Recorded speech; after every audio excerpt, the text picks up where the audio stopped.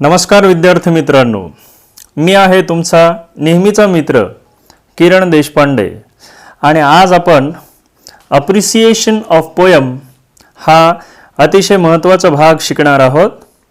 मित्रांनो, 9वी आणि 10वीच्या प्रश्नपत्रिकेत प्रश्न क्रमांक 3B अर्थात प्रश्न क्रमांक 3B अंतर्गत हा प्रश्न विचारला जातो. Read the following poem and write the appreciation of it with the help of the points given below. असा प्रश्न विचारला जातो. त्याखाली एक कविता दिलेली असते आणि त्या कवितेच्या खाली 5 मुद्दे असतात. बघा, ते 5 मुद्दे असे आहेत. टायटल म्हणजे कवितेचे शीर्षक, नेम ऑफ द पोएट म्हणजेच कवीचं नाव, मग ती कवी असेल किंवा कवयित्री असेल. त्यानंतर राईम स्कीम अर्थात यमक योजना. त्यानंतर फिगर्स ऑफ स्पीच म्हणजे भाषिक अलंकार. आणि शेवटचा मुद्दा थीम किंवा सेंट्रल आयडिया अर्थात कवितेचा विषय किंवा मध्यवर्ती कल्पना. फ्रेंड्स, आता आपण अप्रिसिएशन ऑफ पोयम म्हणजे नेमकं काय ते बघूयात. अप्रिसिएशनचा अर्थ होतो रसग्रहण करणे. म्हणजे अप्रिसिएशन हे नाउन आहे, अप्रिसिएशन म्हणजे रसग्रहण. म्हणजेच अप्रिसिएशन ऑफ पोयम याचा अर्थ कवितेचे रसग्रहण होय. एखाद्या कवितेचे रसग्रहण करणे किंवा अप्रिसिएशन करणे म्हणजे त्या कवितेची रचना, विषय, आशय, कवितेमध्ये कवीने मांडलेले मत, विचार, भावना, प्रसंग, शब्द योजना, भाषा शैली, फिगर्स ऑफ स्पीच म्हणजे भाषिक अलंकार ही सगळी वैशिष्ट्ये ओळखून त्यातील उत्तम गुणांचा आनंद घेणे किंवा आस्वाद घेणे होय. कवितेतील आनंद देणाऱ्या विविध भागांचे, घटकांचे किंवा अंगांचे वर्णन, या सर्व गोष्टींचा तुमच्यावर पडलेला प्रभाव आणि त्या कवितेतील कोणते गुणविशेष तुम्हाला आवडले, तुम्हाला भावले, याविषयी तुमचे विचार, भावना कविता समजून घेऊन व्यक्त करणे महत्त्वाचे असते. मित्रांनो, आता आपण अप्रिसिएशन ऑफ पोयम या संबंधीचा एक मुद्दा बघूया. पहिला मुद्दा आहे टायटल. आता टायटल म्हणजे कवितेचे शीर्षक. यामध्ये आपण काय करायला पाहिजे, तर यामध्ये आपण कवितेचे शीर्षक लिहावे. कसं लिहावं, तर त्याचे 3 प्रकार आहेत. तुम्हाला जो आवडला तो तुम्ही निवडा. पहिला आहे the title of the poem is, मग पुढे त्या कवितेचं शीर्षक लिहा. नंतर दुसरा प्रकार आहे सुरुवातीलाच कवितेचं शीर्षक लिहायचं आणि मग पुढे असं लिहायचं is the title of the poem, किंवा फक्त कवितेचं शीर्षक लिहायचं ते सुद्धा चालेल. म्हणजे परीक्षेमध्ये जी कविता दिलेली असते त्या कवितेचं शीर्षक लिहायचं. आता या ठिकाणी आपण 9वीतील एका कवितेचं शीर्षक घेऊन 3ही प्रकारे लिहून बघूयात. कवितेचं शीर्षक आहे वॉक अ लिटल स्लोअर. आता प्रकार 1 बघूयात. The title of the poem is walk a little slower. आता दुसरा प्रकार walk a little slower is the title of the poem. आणि तिसरं फक्त वॉक अ लिटल स्लोअर. या 3ही प्रकारापैकी तुम्हाला जो सोपा वाटतो, जो आवडतो, जो जमतो, तो कुठलाही पर्याय तुम्ही निवडा. काही निवडलं तरी काही हरकत नाही, कारण याला फक्त अर्धा गुण आहे. टायटलला फक्त अर्धा गुण आहे, अर्धा मार्क आहे. दुसरा प्रकार आहे नेम ऑफ द पोएट. यामध्ये आपल्याला कवीचे नाव लिहायचे असते. वरच्या प्रमाणेच आपल्याला 3 प्रकारे हे करता येतं. म्हणजे the name of the poet is असं लिहून नंतर कवीचं नाव लिहा, किंवा सुरुवातीला कवीचं नाव लिहून is the name of the poet असं लिहा, किंवा केवळ कवीचं नाव लिहिलं तरी चालेल. आता हे कवीचं नाव कुठं असतं तर कविता संपल्यानंतर खालच्या बाजूला उजव्या बाजूला कवीचं नाव लिहिलेलं असतं आणि आपण तेच नाव लिहावं. या ठिकाणी आपण 9वीच्या पुस्तकातील एका कवीचं नाव घेऊन हे 3ही प्रकार बघूयात. कवीचं नाव आहे एमिली डिकिन्सन, म्हणजे ही पोएटेस आहे, कवयित्री आहे.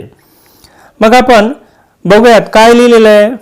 The name of the poet is Emily Dickinson, किंवा नंबर 2 सुरुवातीलाच नाव लिहायचं Emily Dickinson is the name of the poet, किंवा नुसतंच एमिली डिकिन्सन. आता या ठिकाणी मी नेम ऑफ द पोएटेस असं म्हणायला पाहिजे, परंतु मी ते मुद्दाम टाळलं कारण तुम्हाला कन्फ्यूज करायचं नाही, म्हणून मी या ठिकाणी the name of the poetess याच्या ऐवजी the name of the poet असंच म्हणालेलो आहे. आता ह्या 3ही प्रकारापैकी तुम्हाला जो प्रकार आवडला त्याप्रमाणे तो पर्याय निवडा आणि लिहा. याला सुद्धा अर्धाच गुण आहे. आता कविता संपल्यानंतर कवीचे नाव एनॉनिमस किंवा ऑथर अननोन किंवा पोएट अननोन असं लिहून आलं असेल तर पोएट इज अननोन किंवा पोएट इज एनॉनिमस असं लिहावे. एनॉनिमसचा अर्थ होतो अनामिक. म्हणजे एक कविता दिलेली आहे पण कवितेच्या खाली कुणाचंच नाव नाही, फक्त काय दिलेलं आहे एनॉनिमस, म्हणजे अनामिक, म्हणजे कोणी लिहिली आहे ते माहीत नाही, किंवा ऑथर इज अननोन किंवा पोएट इज अननोन असं जर असेल तर आपण सरळ असं लिहायला पाहिजे द पोएट इज अननोन किंवा द पोएट इज एनॉनिमस. आता तिसरा भाग बघूयात, राईम स्कीम. तिसरा मुद्दा आहे हा. यामध्ये तुम्ही लिहिलेली म्हणजे तुम्हाला दिलेली जी कविता आहे, तुमच्या पेपरमध्ये तुम्हाला जी दिलेली कविता आहे ती काळजीपूर्वक वाचा. कोणती लाईन कोणत्या लाईन सोबत राईम होते ते नीट ओळखा. राईम्स किंवा रायमिंग वर्ड्स म्हणजेच यमक जुळणारे शब्द प्रत्येक ओळीच्या शेवटी येत असतात. त्यांचे उच्चार ज्याला आपण साऊंड किंवा ध्वनी असं म्हणतो जवळपास सारखे असतात, परंतु मित्रांनो ते 100% सारखे नसतात. रायमिंग वर्ड्सची रचना स्टांजामध्ये किंवा कडव्यामध्ये विशिष्ट नियमित साच्यात किंवा नमुन्यात येत असते. या कडव्यातील नियमित यमक योजनेलाच राईम स्कीम असं म्हणतात. Rhyme scheme A B B C C अशा इंग्रजी स्मॉल लेटर्सचा उपयोग करून लिहावी लागते.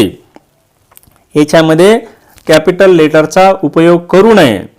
साधारणपणे कवितेची राईम स्कीम ए बी बी किंवा ए बी किंवा ए बी ए किंवा ए बी सी बी किंवा ए बी सी यांच्यापैकी एक असेल तर योग्य ती राईम स्कीम लिहावी, आणि वरीलपैकी एकही राईम स्कीम नसेल तर the poem is in free वर्स असं लिहावं.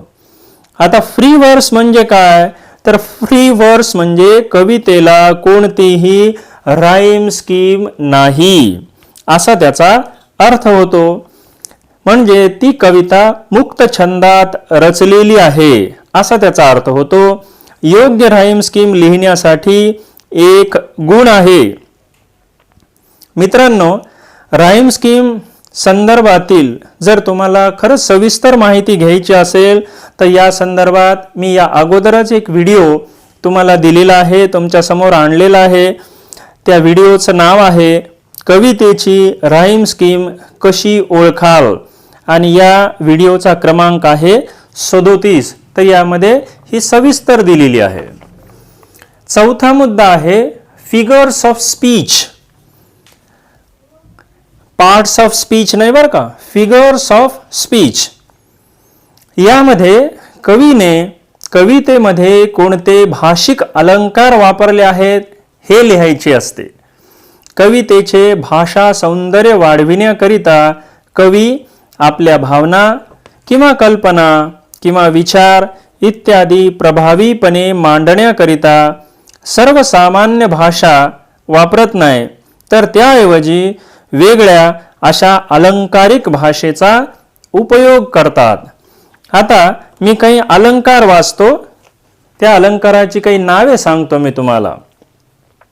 सिमिली, मेटेफर, अँटिथेसिस, ॲनाफोरा, रिपिटिशन, पर्सॉनिफिकेशन, ॲपॉस्ट्रफी, ॲलिटरेशन, हायपरबोल ही काही फिगर्स ऑफ स्पीचची उदाहरणे आहेत.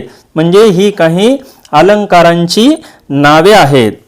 या अलंकाराचा अर्थ तुम्ही बघा, ते कधी, कोठे आणि कसे वापरायचे आहेत यांचा अभ्यास करा, त्यांचा सराव करा. हे सहज शक्य आहे, यासाठी एक गुण आहे. पाचवा मुद्दा आहे थीम किंवा सेंट्रल आयडिया.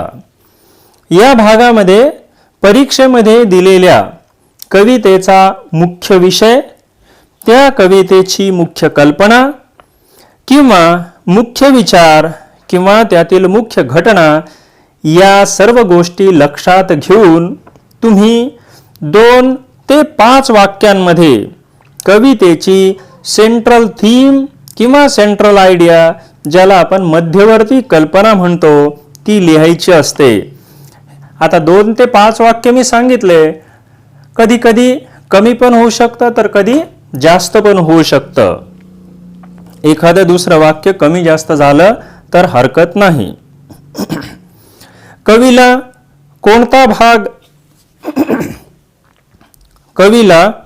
कोणता भाग किंवा मुद्दा किंवा कल्पना किंवा विषय किंवा आशय किंवा त्याचा अनुभव महत्त्वाचा वाटतो याची कल्पना सेंट्रल थीम किंवा सेंट्रल आयडिया किंवा ज्याला आपण मध्यवर्ती कल्पना म्हणतो यातून येत असते. म्हणजे कवीला काय म्हणायचं हे थोडक्यात याच्यातून व्यक्त होत असतं. मित्रांनो, हा भाग सर्वात महत्त्वाचा असतो. या भागासाठी 2 गुण आहेत.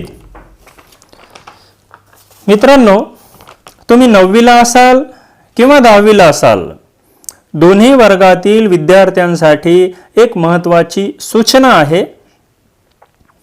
तुम्ही सर्व कवितांची माहिती एकत्र केली तर हे तुम्हाला अधिक सोपं जाईल.